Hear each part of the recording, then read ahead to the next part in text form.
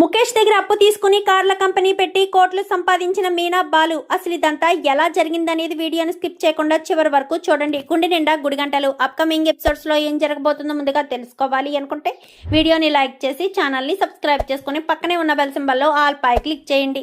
ఇలా చేయడం వల్ల మేము పెట్టే ప్రతి వీడియో నోటిఫికేషన్ రూపంలో ముందుగా చూడగలుగుతారు. మొత్తం మీరు చూసుకున్నట్లయితే మనోజు, ఇటు రవి, బాలు ముగ్గురు కూడా తప్పతాగి ఇంటికి రావడంతో పాటు అక్కడ మీటింగ్ లో చేసిన పెంట గురించి జ్ఞాపకం తెచ్చుకునేసరికి ఇంకా అగ్రిమెంట్ మీద సంతకం చేశాడు కదా మనోజు. ఆ అగ్రిమెంట్ ని కాస్త తీసుకొచ్చి చూపించడంతో చూసి ఒక్కసారిగా షాక్ అయిపోతాడు. వాళ్ళు 50 లక్షలు కట్టమని అంటున్నారు. అసలు మీటింగ్ లో ఏం జరిగిందిరా? అక్కడ మనం ఫంక్షన్ లో పార్టీలో ఏదైనా చేశామా అనగానే చేశాం కదా, బాలు అన్నయ్య మొత్తం నిజాలు చెప్పేశాడు కదా అంటూ మనం మాడిన నాటకం బయట పడిపోయింది కదా అని చెప్పి మాట్లాడేసరికి నాటకం ఏంట్రా అంటూ సత్యం నిలదీస్తాడు. అది నాన్న అని చెప్పనగానే నాకు 40 కార్లు ఉన్నాయని, వీడికి రెస్టారెంట్ బిజినెస్లు ఉన్నాయని అబద్ధం చెప్పాడు అని చెప్పనేసరికి మొత్తం టోటల్ కుటుంబాన్ని తప్పుడు మనుషుల కింద క్రియేట్ చేసావా? అసలు నీకు బుద్ధి జ్ఞానం లేదా? నీతిగా నిజాయితీగా సంపాదించాలి, నీతిగా నిజాయితీగా ఉండాలి అన్న ఇంగిత జ్ఞానం లేదా అంటూ సత్యం తిట్టడంతో బాలు కాలర్ పట్టుకునేసరికి నీ వల్లేరా ఇప్పుడు నేను వాళ్ళకి 50 లక్షలు కట్టాలి. ఈ అగ్రిమెంట్ మీద ఏదైనా పొరపాటున అగ్రిమెంట్ క్యాన్సిల్ అయితే 50 లక్షలు రిటర్న్ చేయాలని రాసి పెట్టుంచారు అంటూ చెప్పేసేసరికి ఒక్కసారిగా అందరూ షాక్ అయిపోతారు. ఏంట్రా ఏంటిదంతా? అసలు అగ్రిమెంట్ సంతకం పెట్టే పని లేదా, చూసుకుని పెట్టాలి కదా అనగాని అప్పటికీ నేను చెప్పాను నాన్న, తాగిన మత్తులో ఉన్నావు, రేపు ఎప్పుడైనా అగ్రిమెంట్ మీద సైన్ చెయ్యి అంటే లేదు ఆయన్ని అవమానించినట్టు ఉంటుంది, ఇప్పుడే సంతకం పెట్టాలి అంటూ నా మాట వినిపించుకోకుండా మరీ సంతకం పెట్టాడు. దానికి నేనేం చేయాలి అంటూ చెప్పేసేసరికి బాగుందిరా, చాలా బాగుంది, చాలా మంచి పని చేస్తున్నారు, మంచి కొడుకులు అనిపించుకున్నారు అంటూ ఇంకా సత్యం కాస్త తిట్టేసేసరికి అది కాదు నాన్న అని చెప్పాను. కానీ చాలేంట్రా, నోరు ముయ్యండి, మీరు మీ వేషాలు ఇలాంటి పిచ్చి పని చేస్తారని కలలో కూడా అనుకోలేదు.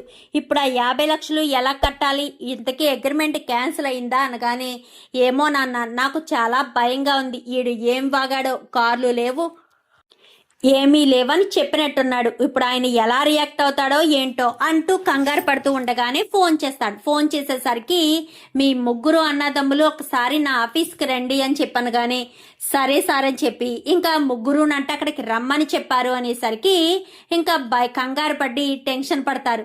ముగ్గురు ఎందుకురా, వెళ్లాల్సింది నువ్వే కదా అంటూ బాలు అనగానే ఏమో నాకు తెలీదు, ఏదో రకంగా చేయరా బాలు, ప్లీజ్ రా, 50 లక్షలు కట్టాలంటే నా వల్ల కాదు, నువ్వే ఏదో ఒకటి చేసి ఆయన్ని ఏదో రకంగా ఒప్పించి డీలు నాకు వచ్చేటట్టు చేయరా, ప్లీజ్ రా అని చెప్పనేసరికి సర్లే వెళ్తున్నాం కదా అక్కడ చూద్దాము, వెళ్ళి రెడీ అయ్యి రండి అని చెప్పి మొత్తం ముగ్గురు కూడా 3 సార్లు అలా బెడ్రూమ్లోకి వెళ్ళి రెడీ అయ్యి బయటకు వస్తారు. ఇంకా ముగ్గురు కూడా బాలు కారులోనే బయలుదేరి వాళ్ళ దగ్గరికి వెళ్తారు. ఇంకా వాళ్ళ దగ్గరికి వెళ్ళేసరికి నమస్కారం సార్ అని చెప్పనగానే నమస్తే వచ్చారా, రాత్రి తాగింది దిగిందా అని చెప్పాను. కానీ దిగింది సార్, మమ్మల్ని క్షమించండి, మిమ్మల్ని మోసం చేయాలన్న ఉద్దేశం కాదు, మీరు గొప్ప వాళ్ళకి మాత్రమే మాకు లేదు, గొప్ప వాళ్ళకి మాత్రమే మీరు అవకాశం ఇస్తారు అన్న ఉద్దేశంతో మా అన్నయ్య గొప్పగా ఎదగాలి అన్న ఆశతోనే మీకు అబద్ధాలు చెప్పాము. కానీ మాలో మందు పడడంతో అబద్ధం నిజం కాదు అని చెప్పేశాం కదా, మీ దగ్గర నిజాయితీగా నిజాన్ని ఒప్పేసుకున్నాము అని చెప్పాను. కానీ అదే ఆలోచించనయ్యా, మీరు అబద్ధం చెప్పారు సరే, కానీ మందు పడ్డాక నిజాన్ని బయట పెట్టారు, ఎందుకంటే మీరు నన్ను మోసం చేయకూడదని అనుకున్నారు. అబద్ధం చెప్పేటప్పుడు కూడా మీ మనసులో ఏదో బాధ నాకు తర్వాత ఆలోచిస్తే అనిపించింది అనేసరికి ప్లీజ్ సార్, మా అన్నయ్య ఇప్పుడిప్పుడే ఎదుగుతున్నాడు, అలాంటి వాడిని తొక్కేయడానికి ప్రయత్నించొద్దు సార్, మీరు గనక అవకాశం ఇవ్వకపోతే తను చాలా ఇబ్బందులు పడాల్సిన పరిస్థితి వస్తుంది, తాగిన మత్తులో మీ మీద నమ్మకంతో అగ్రిమెంట్ కూడా తను చదవకుండానే సంతకం చేసేశాడు. కేవలం మీ మీద ఉన్న నమ్మకంతోటే. మేము అప్పటి వరకు మందు ముట్టుకోలేదు, పార్టీ కల్చర్ తెలీదా అంటూ మీరు మమ్మల్ని పదే పదే అడిగి మా చేత మందు తాగించడం వల్లే మేము డ్రింక్ చేయాల్సిన పరిస్థితి వచ్చింది. దానికి మా నాన్న రాత్రంతా పనిష్మెంట్గా మమ్మల్ని బయటే పడుకోమన్నాడు. ఇంట్లోకి వెళ్ళాక మా అన్నయ్య చేసిన పని గురించి తెలియడంతో మా నాన్న చాలా కోప్పడ్డాడు. మా నాన్నకి ఎదుటి వాళ్ళని మోసం చేయడం చేత కాదు సార్. మమ్మల్ని అలానే పెంచాడు. కానీ మేము మా అన్నయ్య కోసం అబద్ధం ఆడక తప్పలేదు. కానీ ఆ అబద్ధం ఎక్కువ టైము నిలబడలేదు. అర్థం చేసుకోండి సార్ అనగానే, అర్థమైందయ్యా, అర్థమైంది. మీ ముగ్గురు ఎంత కలిసికట్టుగా మీ అన్నయ్య ఎదగాలని ఎంత ఆనందంతో ఉన్నారో అర్థమవుతుంది. అందుకే మీ అన్నయ్యతో పాటు మీకు అవకాశం ఇద్దామనుకుంటున్నాను. మీకు దేని మీద ఇంట్రెస్ట్ ఉంది అని చెప్పాను. కానీ నేను ఆల్రెడీ చెఫ్గా చేస్తున్నాను సార్. ఫ్యూచర్లో ఒక రెస్టారెంట్ పెట్టాలనేది నా ఆశ. మా బాలు అన్నయ్య 2 కార్లు నడుపుతున్నాడు, 2 కార్లు మెయింటైన్ చేస్తున్నాడు. కారు డ్రైవింగ్లు అంటే మా అన్నయ్యకి చాలా ఇష్టమై అనేసరికి, సరేనయ్యా మీరు ఎదుగుదలకు నేను ప్రోత్సహిస్తానని కానీ, సార్ వాళ్ళు అని చెప్పాను. కానీ ఏంటయ్యా నువ్వు ఎదగాలని మీ తమ్ముళ్ళు నీ కోసం అబద్ధాలు చెప్తే వాళ్ళు ఎదగడానికి నువ్వు సహాయం చేయవా ఏంటి? నువ్వు ఎదిగినట్టే వాళ్ళు ఎదగాలి అని కోరుకోవాలి. నీకున్న అగ్రిమెంటు క్యాన్సిల్ చేయను. మనం అనుకున్న డీల్ ప్రకారం పనులు పూర్తి చేసుకుందాం. నీ డీల్ ఓకే. చూడు బాలు, నీకు అమౌంట్ ఇస్తాను. నువ్వు కార్లు బిజినెస్ స్టార్ట్ చేసుకుని నాకు అమౌంట్ రిటర్న్ ఇవ్వి. ఎన్ని రోజుల్లో ఇస్తావో, ఎలా ఇస్తావో అది నువ్వు ప్లాన్ చేసుకో. నువ్వు డబ్బులు ఎగదొబ్బేవాడివి అంటే నువ్వు డబ్బులు తీసుకుని మోసం చేసేవాడివి కాదని నీ కళ్ళు చూస్తేనే తెలుస్తుంది.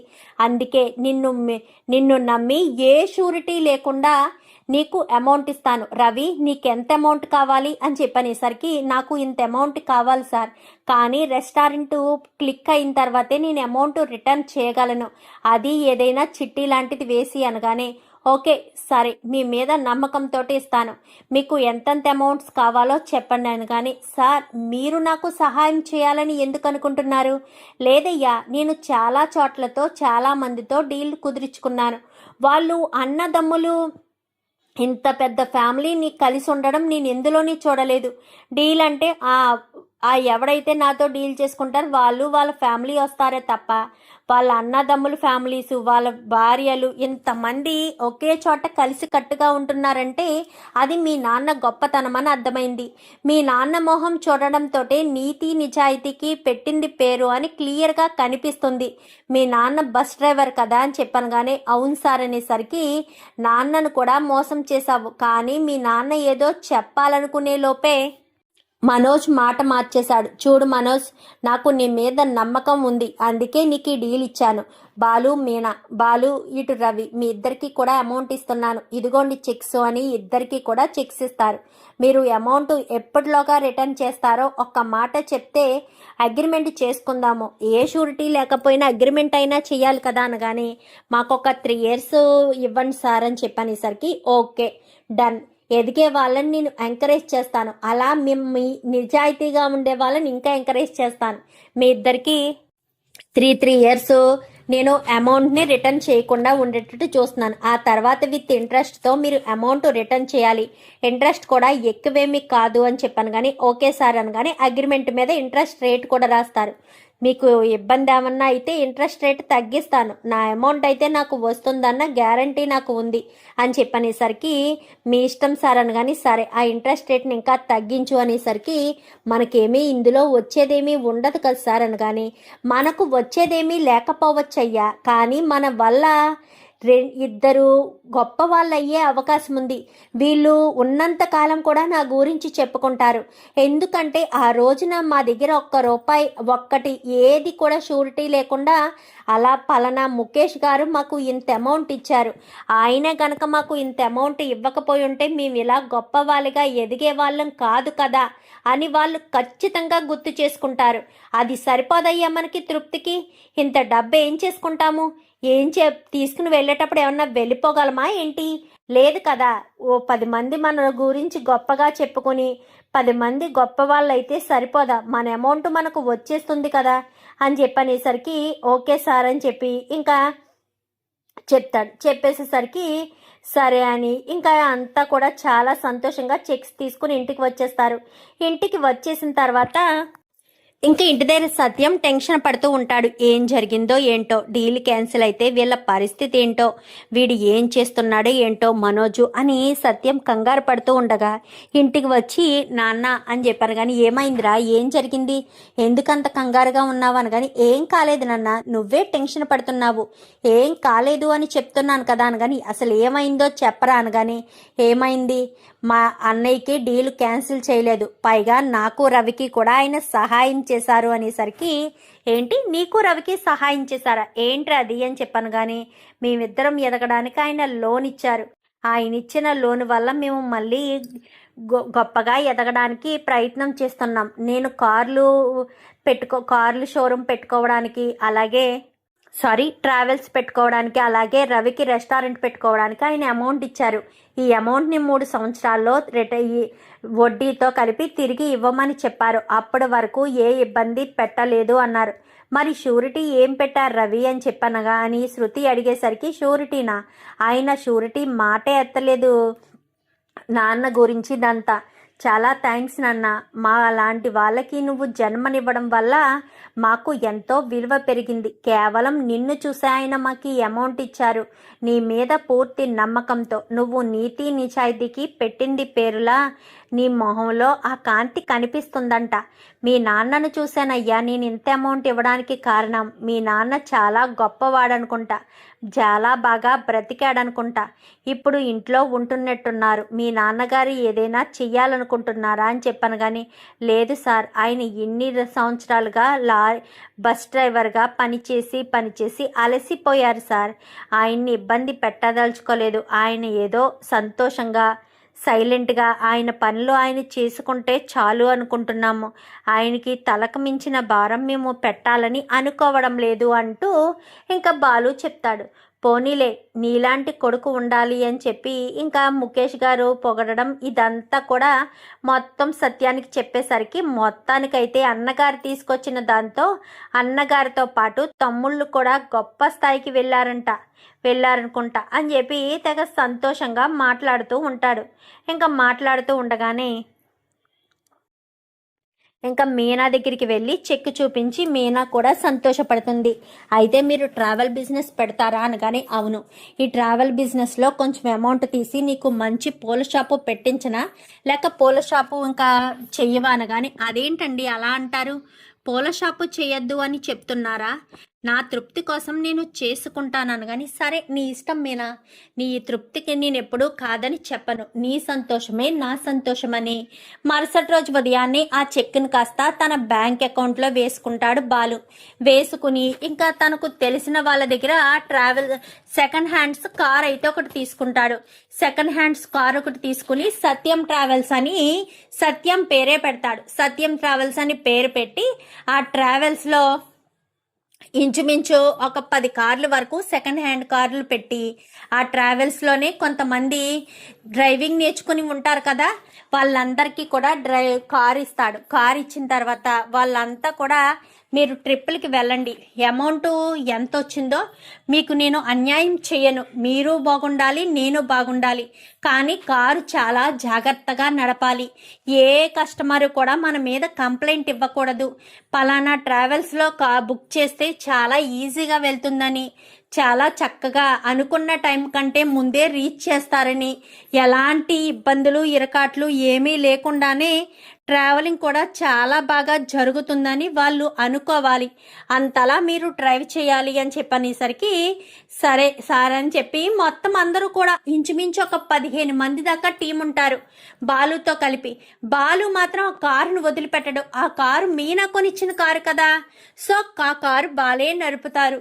ఎందుకురా నువ్వు ఆఫీస్లో ఉండొచ్చు కదనుక, లేదురా ఈ కారు మీనా నాకు కొనిపెట్టింది, మీనా వచ్చిన ఆర్డర్తో కొనిపెట్టింది, అలాంటి తప్పుడు ఈ కారుని నేను ఎందుకు మిస్ చేసుకోవాలి, ఎందుకు ఈ కారుని మరొకరికి డ్రైవ్కి ఇవ్వాలి, సో నేను ఈ కారుని నేనే డ్రైవ్ చేస్తాను అని చెప్పి బాలు ఆ డ్రైవింగ్ చేసుకుంటాడు. ఇంకా ఎవరికి వాళ్ళు చేసుకుంటూ ఉంటారు. ఆ కార్లు 15 కార్లు కొన్నాడు కదా బాలు, అవి బాగా ఇంకా అలా కార్లు 15 కార్లకి అతను అన్న 3 సంవత్సరాలు లోపు కాకుండా 2 సంవత్సరాల్లోనే అమౌంట్ మొత్తం తీసేస్తాడు. విత్ ఇంట్రెస్ట్తో అతను ఎంతైతే అమౌంట్ ఇచ్చాడో అంత అమౌంట్కి చెక్ రాసి అమౌంట్ అతని చేతిలో పెట్టేసేసరికి వావ్ సూపర్ బాలు, నిజంగా 3 సంవత్సరాల మన అగ్రిమెంట్ 2 ఇయర్స్లోనే నువ్వు అమౌంట్ తిరిగి ఇచ్చేసావు అనగానే మీలాంటి వాళ్ళు ఉండబట్టే సార్ మాలాంటి వాళ్ళు ఎదగగలుగుతున్నారు. మీరే గనక నాకు సపోర్ట్గా ఉండకపోయి ఉంటే ఈరోజు నాకు ఈ స్థాయి ఉండేది కాదు. నాకు నిజంగా చాలా సంతోషంగా ఉంది. మీరు ఆ రోజు మా మీద ఉన్న నమ్మకంతో ఆ అమౌంట్ మా మీద ఎలాంటి షూరిటీ అడగకుండానే అమౌంట్ ఇచ్చారు అనగాని నేను ఆ రోజే చెప్పాను కదా బాలు, నీ నీతి నిజాయితీ మీద నాకు నమ్మకం ఉందని, పైగా మీ నాన్న తప్పు చేసే మనిషి కాదు అని నేను నమ్మాను. అందుకే అమౌంట్ మొత్తం నేను విత్ ఏ షూరిటీ లేకుండా ఇచ్చాను అనేసరికి చాలా థ్యాంక్స్ సార్ అనగానే రవి బిజినెస్ ఎలా ఉంది అనగానే ఇప్పుడిప్పుడే క్లిక్ అవుతుంది సార్, వాడు ఇవ్వడానికి ఇంకొక సంవత్సరం పట్టొచ్చు సార్, కానీ ఏమీ అనుకోవద్దు కొంచెం లేట్ అయినాను అని చెప్పాను. కానీ నో బాలు, నేను నార్మల్గా 3 ఇయర్స్ అని చెప్పాను, మీకు ఎలాంటి ఇబ్బంది పెట్టను, ఎవ్వరు కూడా ఏమి ఇబ్బంది పడద్దు, బిజినెస్ని క్లిక్ చేసుకున్న తర్వాత అమౌంట్ రిటర్న్ చేయండి. చూసావా, నీకు 3 ఇయర్స్ అన్నాను, 2 ఇయర్స్. నీలో టాలెంట్ ఉంది బాలు, నీ టాలెంట్ను నేను గుర్తించాను, నీ నిజాయితీని గుర్తించాను కాబట్టే ఆ రోజు నీకు అమౌంట్ ఇచ్చాను. ఇంకా అలా చేస్తూ ఇంకా ఇంకా ఇంకా 15 కార్లు కాస్త ఇంకా 4 కార్లు తీసుకుంటాడు. అన్నా నిజంగా నువ్వు చాలా గొప్పవాడవన్నా, మాకు ఎవరూ కూడా ఏ ఉద్యోగం లేకుండా ఏమీ టాలెంట్ లేకుండా ఇవ్వట్లేదు, కానీ నువ్వు కొంతమంది కుర్రాలను చేరదీసి వాళ్ళకి డ్రైవింగ్ నేర్పించి వాళ్ళు అంతా డ్రైవింగ్ వచ్చింది అని అనుకున్న తర్వాత నువ్వే కార్ ఇచ్చి డ్రైవింగ్ చేసుకోండి అని మీ బ్రతుకు తెరువు మీరు చూసుకోండి అని చెప్తున్నావన్నా. నిజంగా నీ ఆలోచనకి హ్యాట్సప్ అన్నా.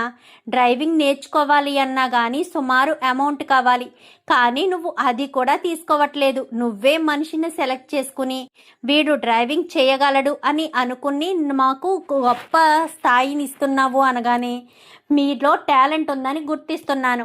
మీ నీతి నిజాయితీ నిరూపించుకోవాల్సిన సమయం. ఎందుకంటే మీరు నా దగ్గరికి వస్తే కాదు, నేను మీ దగ్గరికి వచ్చి మిమ్మల్ని తీసుకుని వచ్చి గొప్ప స్థాయిలో నిలబెట్టాలనేదే. చదువుకున్న ప్రతి ఒక్కరు ఉద్యోగాల వైపు పరుగులు పెడతారు.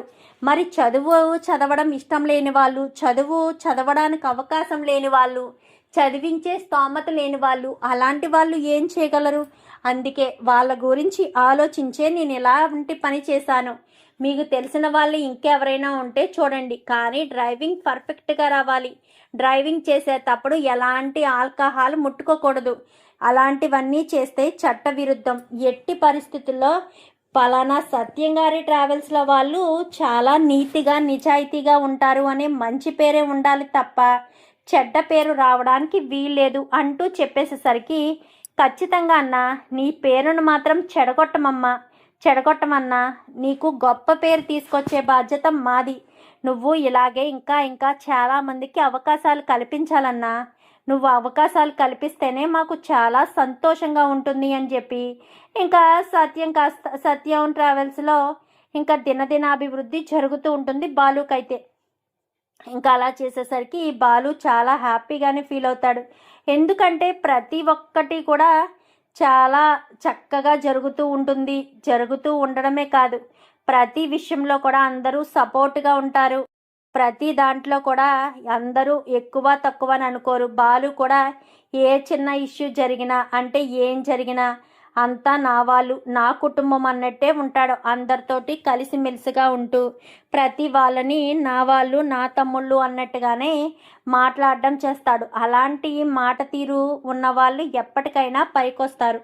బాలు కూడా అదే నమ్ముకుంటాడు. ఇంకా రవి అయితే అనుకున్న రీతి కంటే కొంచెం ఒక 5 నెలలు లేట్ అవుతుంది, కానీ క్లిక్ అయ్యేసరికి అమౌంట్ మొత్తం కూడా రిటర్న్ ఇస్తాడు.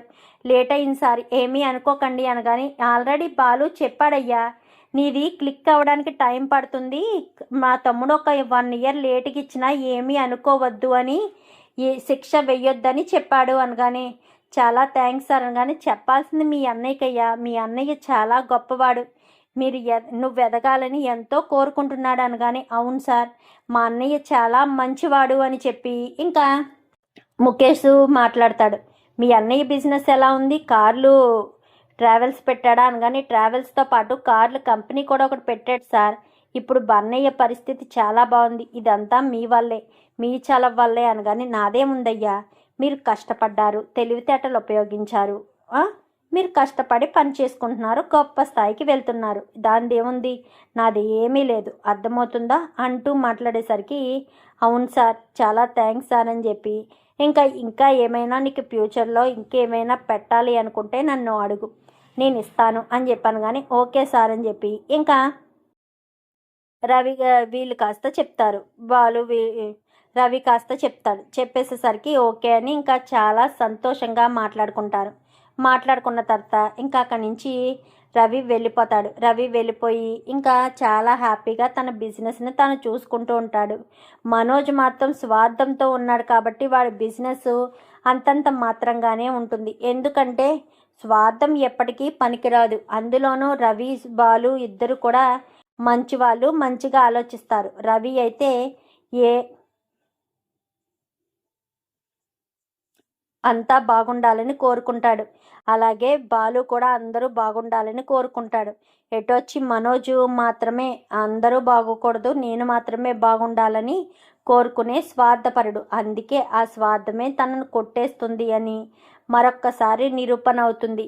ఇంకా బాలు అలా ఉండే కొలది చాలా గొప్ప స్థాయికి వెళ్తాడు.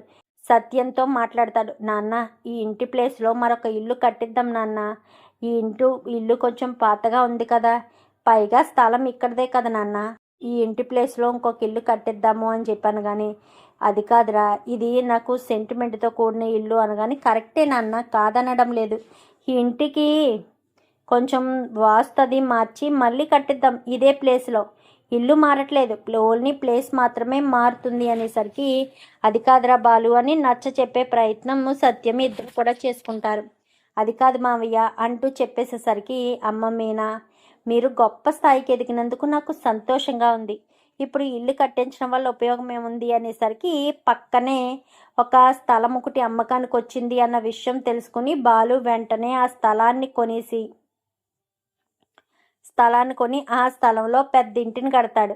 పెద్ద ఇంటిని కట్టేసరికి ఇదిగోండి నాన్న, ఆ ఇల్లు ఈ ఇల్లు అన్నీ మీ పేరు మీదే ఉన్నాయి, ఈ ఇల్లు కూడా తీసుకున్నది మీ పేరు మీదే, ఎందుకంటే సత్యం ట్రావెల్స్ సత్యం షోరూము మీదే కాబట్టి ఖచ్చితంగా వీటికి మీరే హక్కుదారు అవుతారని హక్కు ఉండేటట్టుగా పెట్టాను అనగాని నాకెందుకురా, ఏమీ నా పేరు మీదో నీ పేరు మీదో పెట్టుకోవాల్సింది కదా అంటూ చెప్పేసేసరికి అదేంటి అలా మాట్లాడుతున్నారు, మీనా పేరు మీద వాడి పేరు మీద పెట్టుకోవడం ఏంటి, తల్లిని నేను ఉన్నాను కదా, నా పేరు మీద కూడా పెట్టాలి కదా అనగాని నీ పేరు మీద ఎందుకు పెట్టాలి ప్రభా, నీ పేరు మీద పెట్టాల్సిన పని లేదు, నీకు ఏ సంబంధం లేదు, నీకు అవసరం లేదు అని చెప్పాను. కానీ అది కాదు అంటూ ఎంతో చెప్పాలని ప్రయత్నించినా ఇంకా ఎవ్వరి మాట వినకుండా సత్యము బాలు వీళ్ళంతా కూడా నిర్ణయం తీసుకుంటారు. మనోజ్ మాత్రం కుళ్ళిపోతూ ఉంటాడు, వీడికి ఎన్ని డబ్బులు వచ్చేస్తే ఇదంతా చేసేస్తున్నాడు అని తెగ కుళ్ళిపోవడమే కదా తన పని. కుళ్ళిపోతూ అంటే తను అదో రకంగా ఫీల్ అవుతాడు, వాడి వెదకూడదు, నేనే ఎదగాలి, నేనే గొప్పవాడిని అవ్వాలి, వాడు గొప్పవాడి కాకూడదు అన్నదే వాళ్ళ ఉద్దేశం అలా ఉండడం వల్ల ఇంకా వాళ్ళు అలా మాట్లాడుకుంటారు. అలా మాట్లాడుకునేసరికి ఇది వినే వాళ్ళకి ఎలా ఉంటుందంటే మనోజ్ మాత్రమే వెదగాలి అన్న ఉద్దేశంతో ఉంటారు. కానీ బాలు, రవి, శృతి అందరూ బాగుండాలి, అందులో మేముండాలి అని కోరుకునే మనస్తత్వాలు వాళ్ళవి. చూద్దాం మరి రాబోయే ఎపిసోడ్స్లో ఇలాగే జరిగి ముఖేష్ సహాయంతో బాలు గొప్ప స్థాయికి ఎదిగి కార్ల కంపెనీ పెట్టాలన్న ఆలోచన ఉందో లేదో కనుక్కుంటే బాగుంటుంది అని చెప్పి మాట్లాడేసరికి అది కాదు అని చెప్పాను. కానీ వాళ్ళ ఆలోచనలు బాగున్నాయి, ఎటొచ్చి ఏదైనా సరే అంతా మన మంచికే, ఏం జరిగినా అంతా మన మంచికి అనుకోవడంతో ఎలాంటి ఉపయోగం ఉండదు అని చెప్పి ఇంకా బాలు అయితే చెప్తాడు.